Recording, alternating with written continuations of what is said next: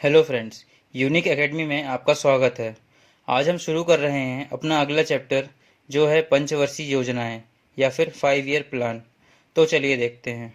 सबसे पहले हम इसमें देखते हैं कि पंचवर्षीय योजनाओं में से किस प्रकार के क्वेश्चन बनते हैं। तो हम इसे डिस्कस करते हैं। पंचवर्षीय योजनाओं में दो स्लॉट में क्वेश्चन बनाए जाते हैं। सबसे पहले इसका टाइम पूछा जाता है। क्या पूछा जाता है? टाइम और शेड्यूल, कि कौन सी पंचवर्षीय योजनाएं कब से कब तक चली, किस पंचवर्षीय योजना का कार्यकाल क्या रहा, टाइम पीरियड क्या रहा। और दूसरे टाइप का क्वेश्चन यह बनता है कि इन योजनाओं में क्या क्या कार्य किए गए, यानी कि इसका वर्क। तो अब हम दो पार्ट में बांटकर इन योजनाओं को पढ़ेंगे। तो पहले हम लोग देखेंगे कि किस पंचवर्षीय योजना का कार्यकाल क्या क्या रहा। जैसा कि हमने अपने लास्ट लेक्चर में देखा था कि ये पंचवर्षीय योजनाएं बनाई किसने? प्लानिंग कमीशन ने। और ये प्लानिंग कमीशन ने कुल जो है 12 पंचवर्षीय योजनाएं बनाई, 5 ईयर प्लान बनाए और 7 सिंगल ईयर प्लान बनाए। तो मैक्सिमम क्वेश्चन यहीं से बनते हैं कि कब से कब तक 5 ईयर प्लान चले और कौन कौन सा ड्यूरेशन रहा सिंगल ईयर प्लान का। तो हम लोग सबसे पहले इस पर फोकस करते हैं कि किस पंचवर्षीय योजना की क्या टाइमिंग रही। तो चलिए देखते हैं टाइमिंग क्या रही। तो यहाँ पे दो बातें बहुत ही इम्पोर्टेंट हैं और याद रखने वाली हैं। वो दो बातें कौन सी हैं, आइए देखते हैं। इससे क्या है, पंचवर्षीय योजनाओं का कार्यकाल किसी भी कीमत पर नहीं भूलेगा। तो आइए देखते हैं। पहली बात यह है कि कोई भी 5 ईयर प्लान कितने वर्षों का होता है? 5 वर्षों का होता है। इसी कारण इसी कहा गया है 5 ईयर प्लान।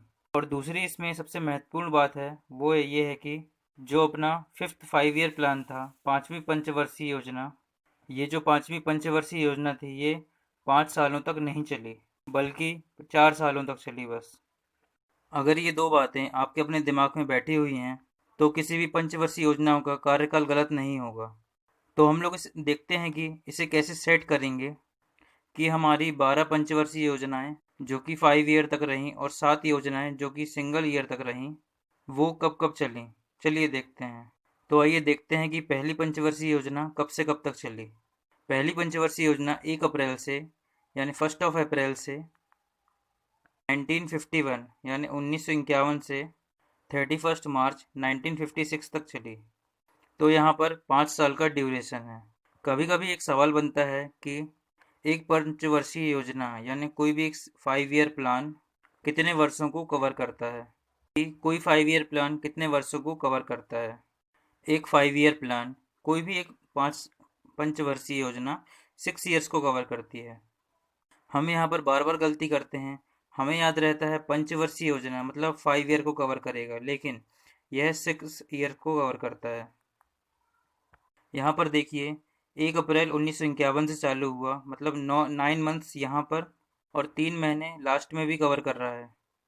तो टोटल हुए 6 ईयर्स।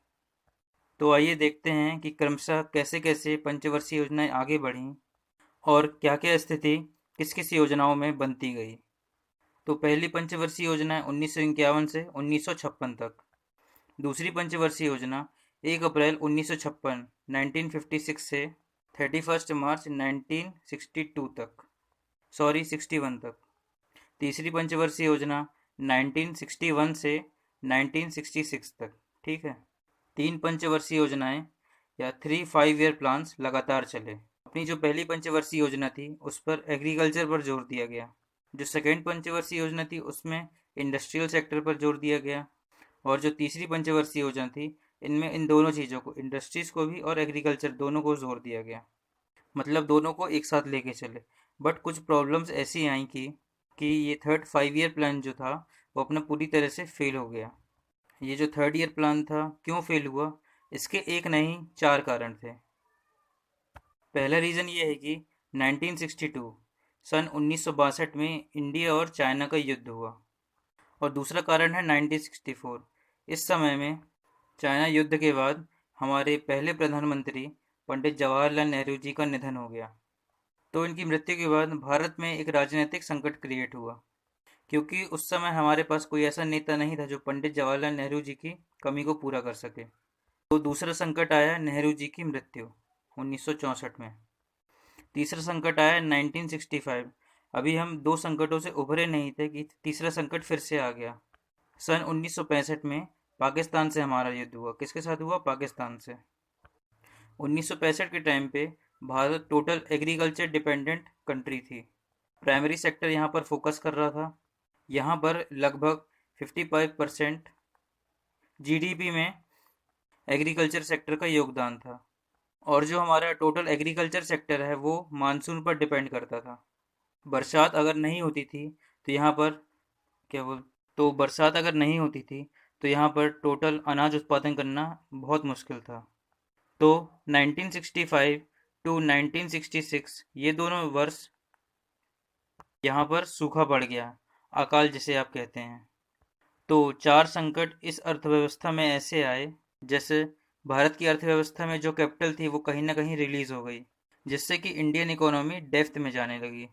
तो अब जब आपके पास इकोनॉमिक बैलेंस नहीं होता तो आप 5 ईयर प्लान नहीं बना पाते, आप लंबी योजनाएं नहीं बना सकते। तब यहाँ पर इंडियन गवर्नमेंट ने एक डिसीजन लिया। इंडियन गवर्नमेंट का डिसीजन ये था कि अब हम 5 ईयर प्लान्स की जगह पर कुछ नया करते हैं। तो क्या करते हैं, जब कुछ नया करेंगे तो सिंगल ईयर प्लान लिया जाएगा। तो गवर्नमेंट ने क्या किया, यहाँ पर 5 ईयर प्लान को ब्रेक किया और सिंगल ईयर प्लान लाया। तो 1966 से एक वर्ष की योजनाएं ली गई और कवर अप करने की कोशिश की गई, बट यहाँ पर कवर अप नहीं किया गया। फिर एक साल सिंगल ईयर प्लान फिर से अडॉप्ट किया गया और फिर भी कवर अप नहीं हुआ। तो फिर एक साल, मतलब 3 साल तक लगातार हमने सिंगल ईयर प्लान लिए। तो 1966 से 1969 तक हमारे लगातार सिंगल ईयर प्लान चले। तब 1978 में ही, मतलब एक वर्ष पहले ही, अपनी 5वीं पंचवर्षीय योजनाएं बंद कर दी गई। उस टाइम अपने जो प्रधानमंत्री थे उन्होंने एक नई योजना अपनाई, मतलब एक नया सिस्टम अपनाया। वो सिस्टम था अनवरत योजना। वे भारत देश में एक नई योजना चालू करने वाले थे, जो कि है रोलिंग प्लान। तो रोलिंग प्लान का कॉन्सेप्ट था किसका, पहले इस पर चर्चा करते हैं। तो रोलिंग प्लान बेसिकली एक यूरोपियन इकोनॉमिक है जिनका नाम है गुरनार मिर्डल। इनका मानना था कि जो हम 5 ईयर प्लान बनाते हैं, पंचवर्षीय योजना, तो ये पंचवर्षीय योजनाओं में होता क्या है। पंचवर्षीय योजनाओं में आप एक बार 5 वर्षों के लिए निवेश करने का प्लान पहले से डिसाइड कर लेते हैं। मतलब हम पहले से डिसाइड कर लेते हैं कि हम इन 5 वर्षों में इतना पैसा इन्वेस्ट करेंगे, तो इसमें हम 5 साल बाद ही अपना रिजल्ट प्राप्त कर पाएंगे। बट ये रोलिंग प्लान का कॉन्सेप्ट कुछ अलग था। यहाँ पर हम प्लान हर साल रोल होकर के जाएगा। इसमें क्या था, जब प्लान चल जाएगा साल भर तो इसमें देखा जाएगा कि अभी प्लान की क्या कंडीशन है, कि क्या प्लान चलने से जो टारगेट था वो अचीव हुआ या फिर नहीं हुआ। अगर अचीव नहीं हुआ तो क्या किया जाएगा, उस प्लान को स्टॉप कर दिया जाएगा और इसमें जाने वाला जो फंड है वो ब्रेक कर दिया जाएगा। बट थोड़ी सी प्रॉब्लम है इस कॉन्सेप्ट में। ये आप लोगों को देखने में तो बेहतर लग रहा होगा, लेकिन रोलिंग प्लान का कॉन्सेप्ट ये था कि हर साल एक नए प्लान की समीक्षा की जाए, कि किसी प्लान को लागू करने के बाद उसकी समीक्षा की जाए और समीक्षा करने के बाद यह देखा जाए कि क्या योजना लाभ दे रही है या फिर नहीं दे रही है। अगर योजना लाभ नहीं दे रही है तो उसे तुरंत वहीं पर बंद कर दिया जाए। यही रोलिंग प्लान का कॉन्सेप्ट था और इसे अपनाया गया कब, 1978 में। एक क्वेश्चन यह भी बनता है कि रोलिंग प्लान को भारत में लागू किसने किया। तो रोलिंग प्लान जो था उसको भारत में लागू किया गया प्रोफेसर लकड़ावाला ने। और 1978 में भारत के प्रधानमंत्री कौन थे, मोरारजी देसाई। ये योजना भारत में 2 वर्षों तक चली। इसका कारण यह था कि 2 वर्षों के बाद मोरारजी देसाई, जो उस समय के प्रधानमंत्री थे, वो सत्ता में नहीं रहे। तो जब नई सरकार वापस कांग्रेस की सत्ता में आई सन 1980 में, तो इस योजना को बंद कर दिया गया। तो यहाँ पर ध्यान देने वाली बात यह है कि 3 पंचवर्षीय योजनाएं, फिर 3 साल का अवकाश, उसके बाद 2 पंचवर्षीय योजनाएं और साथ में 2 वर्ष का अवकाश। यहाँ पर एक गौर करने वाली बात है कि ये जो अपना रोलिंग प्लान था, ये योजना भी 5 वर्षों के लिए ही बनाई गई थी, 1978 से 1983। बट गवर्नमेंट चली जाने के कारण इसे 2 सालों में ही रद्द करना पड़ा। तब जो अपना 6th 5 ईयर प्लान वो पहले बना, जिसे हम कहते हैं रोलिंग प्लान। इसके बाद एक बार और चलेगा, जो कि 6th 5 ईयर प्लान के रूप में।